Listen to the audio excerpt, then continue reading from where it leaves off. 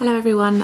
Okay, so the new iOS 7 software's out, so I thought I'd run through some of the new features with you today in case you weren't already aware of them. Instead of now closing down your apps with the double tap at the bottom where you used to hold the icons here and press the X button, you now double tap and simply just swipe the pages up, and that will delete your apps that you have open. If you don't already close down your apps, it's a really good thing to do because it saves a lot of your battery life. And another way to save your battery life, if you didn't know, is to keep your Wi-Fi and your Bluetooth off as much as you can. If you want to change the settings, if you just now swipe up from the bottom, you come into this control center, which I'll talk about in a minute, and you have your Wi-Fi here and your Bluetooth, which you just click to turn on or off. Okay, so perhaps the biggest feature is this control center here, which if you swipe up from the bottom it does come up, and this is meant to be an easy access to some of your main apps and functions for the device. We have along the top here our airplane mode, Bluetooth and Wi-Fi, as I've mentioned.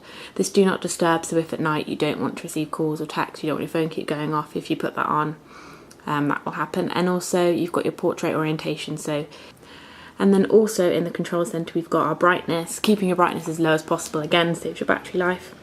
And you've got your music center here. You've then got quick access to a torch, timer, calculator and camera. So it is really easy and really quick to get to different things.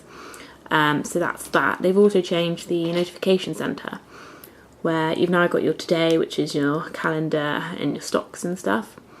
And then if you go to all, you get your notifications through, like your text messages, I don't know, your Facebook messages, your Twitters, anything like that, all come through to there now. Obviously they did before, but it's set out in a slightly different way.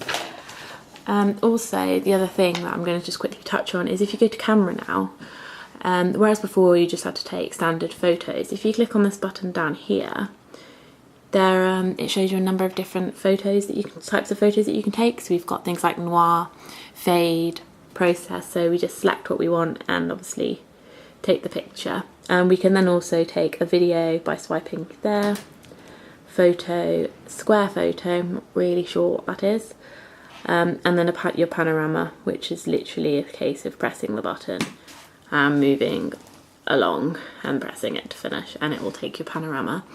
That's probably about it for today. Hope we've given you some helpful tips or maybe learnt something new. You might know more than I know. That would be great to let us know so we can let everyone else know. That's great. Thanks for listening.